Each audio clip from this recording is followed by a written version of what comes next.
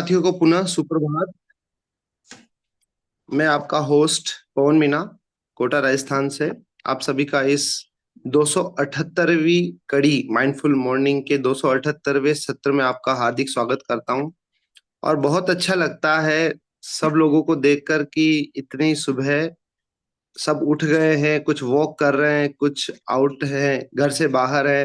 ये हर किसी के किस्मत में नहीं है, क्योंकि कई लोग ऐसे हैं जो अभी 7 बजे तक 8 बजे तक सोते रहेंगे। लेकिन आप सब माइंडफुल मॉर्निंग के एक्टिव फैमिली मेंबर्स हैं, तो आप अपने स्वास्थ्य का महत्व जान गए हैं।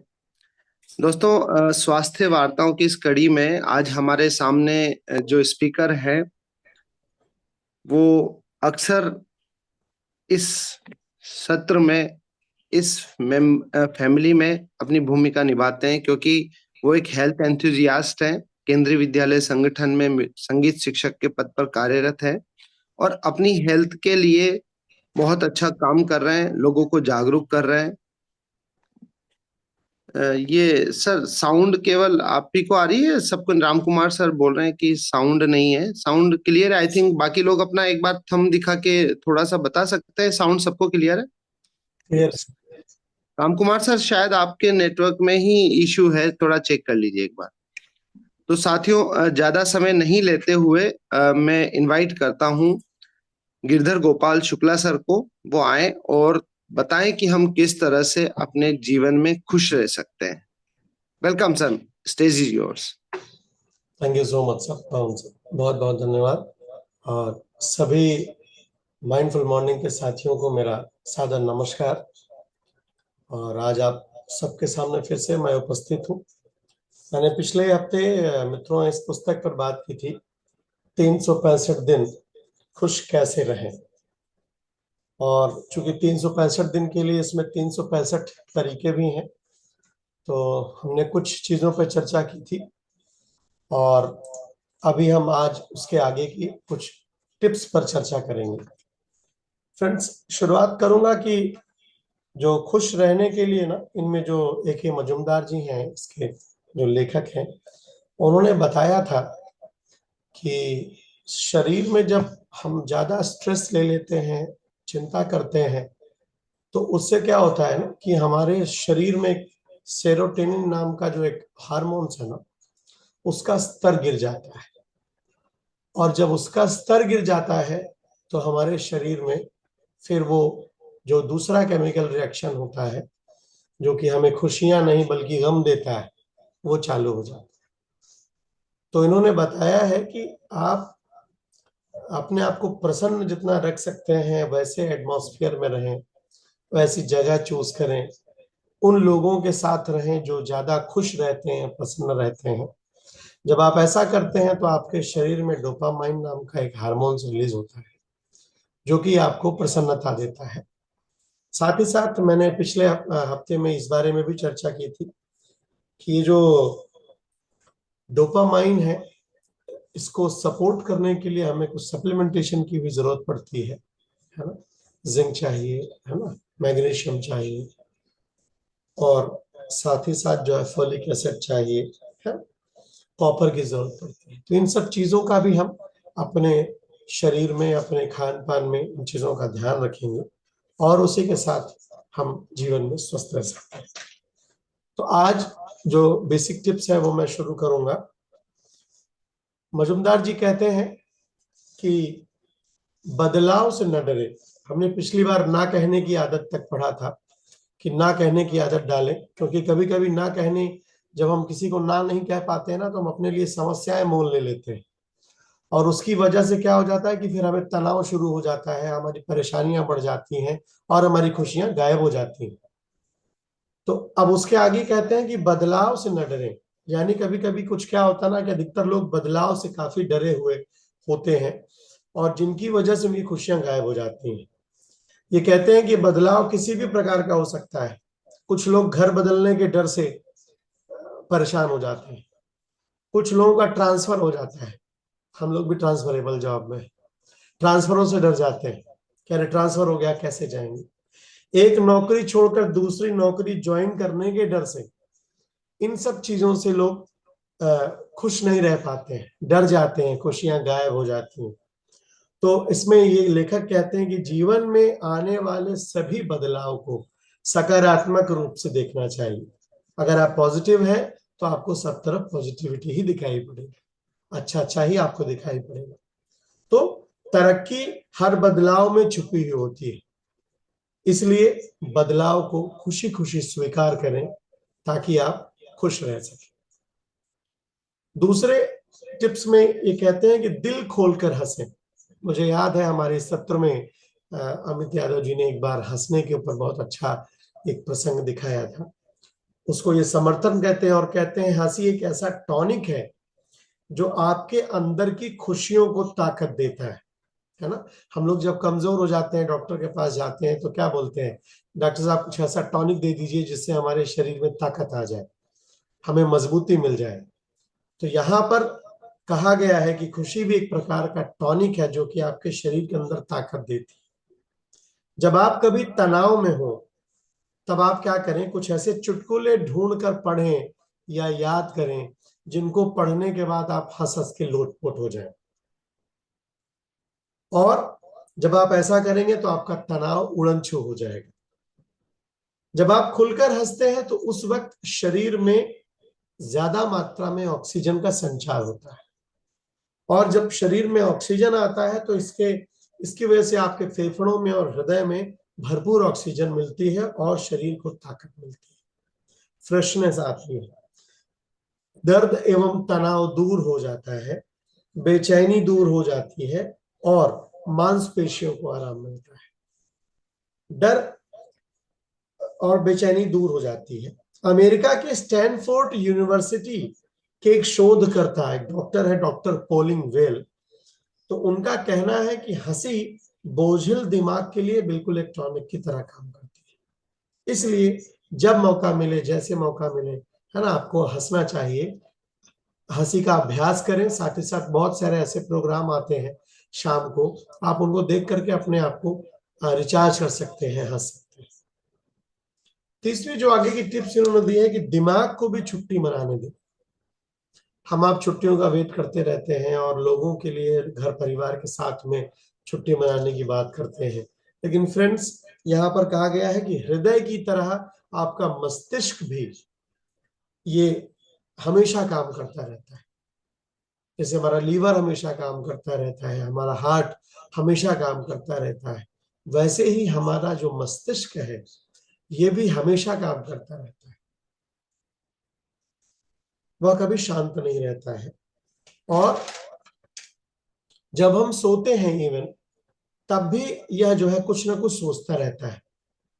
हमारा कॉन्शियस माइंड और हमारा सबकॉन्शियस माइंड, हम जो कहते हैं ना कि हमारे सोने के बाद में जो सबकॉन्शियस माइंड है वो काम करता रहता है।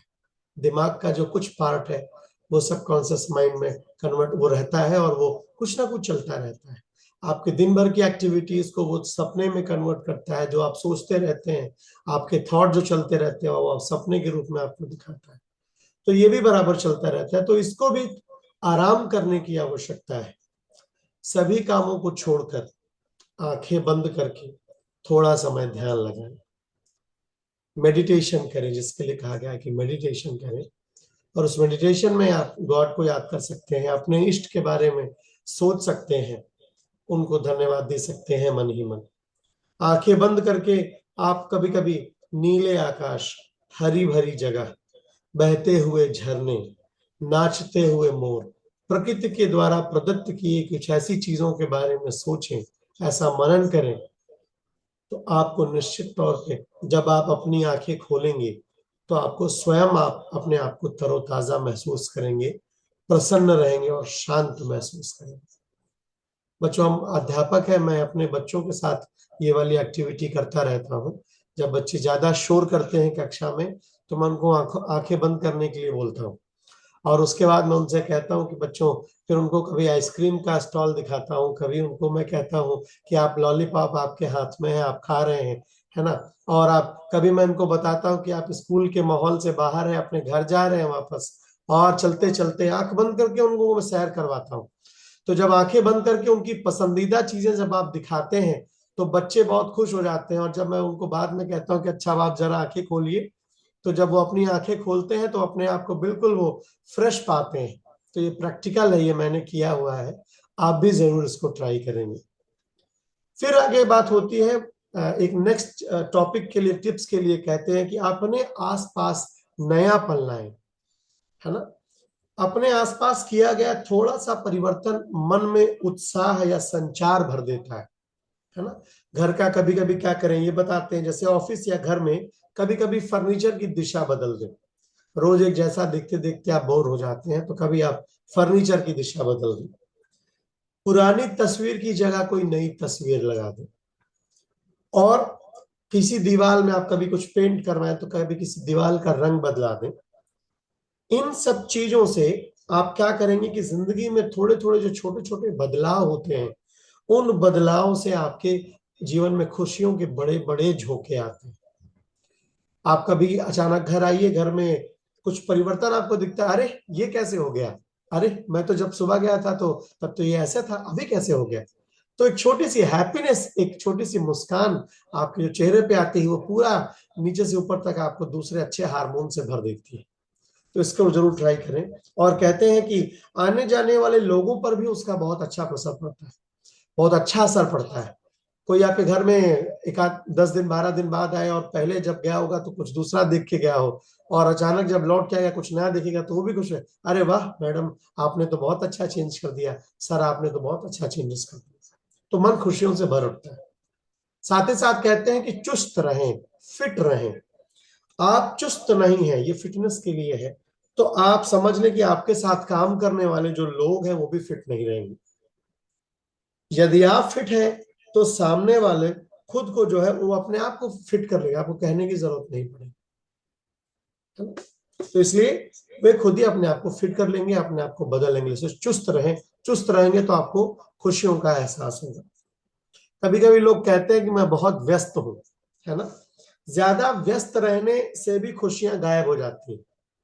हम आजकल अपने कार्यों का सही ढंग से आकलन नहीं कर पाते हैं, और समय हमारे हाथों से निकल जाता है। फिर हम समझ नहीं पाते कि हमने किया क्या है, हम तो बहुत बिजी थे। इसलिए जिसकी जरूरत होती है उन कार्यों की एक लिस्ट बनाएं, अपने दिन का एक डेटा तैयार करें, और आप कहीं फालतू के कार्यों में व्यस्त तो नहीं है, और उसके वजह से आपका बहुमूल्य समय नष्ट नहीं हो रहा है। इसलिए आप एक चार्ट प्रिपेयर करके अपने कार्यों का ध्यान रखें और स्वयं पता लगाएं कि आप कहाँ व्यस्त हैं और कितने व्यस्त हैं, वरना आपकी खुशियां गायब हो जाएंगी। और जो लास्ट वाला जो मैंने अभी तक के लिए जो लिखा है वो है, बुरा मत देखो, बुरा मत सुनो, बुरा मत कहो। यदि आप अपने को दुख और परेशानियों से दूर रखना चाहते हैं मित्रों, तो इन 3 बातों का आपको जो है बहुत ध्यान रखना पड़ेगा, और इन 3 चीजों से आपको दूर रहना पड़ेगा। ये 3 बातें किसी के जीवन में दुखों का पहाड़ बना सकती हैं। तीनों बातें आपको दुखों के गड्ढे में धकेल सकती हैं। बुरा सुनने वाला, देखने वाला, कहने वाला खुद काफी बुरा हो जाता है। बुरा व्यक्ति कभी भी खुश नहीं रह सकता है, क्योंकि उसके आसपास बहुत सारी परेशानी और समस्याएं होती हैं, जिसका समाधान खोजते खोजते वह तनाव एवं दुखों के समुद्र में डूबा रहता है। इस पुस्तक में एक और बहुत अच्छी बात कही गई थी कि कभी कभी किसी के चेहरे को देख करके हम उसके अंदर के व्यक्तित्व का पता नहीं लगा सकते हैं।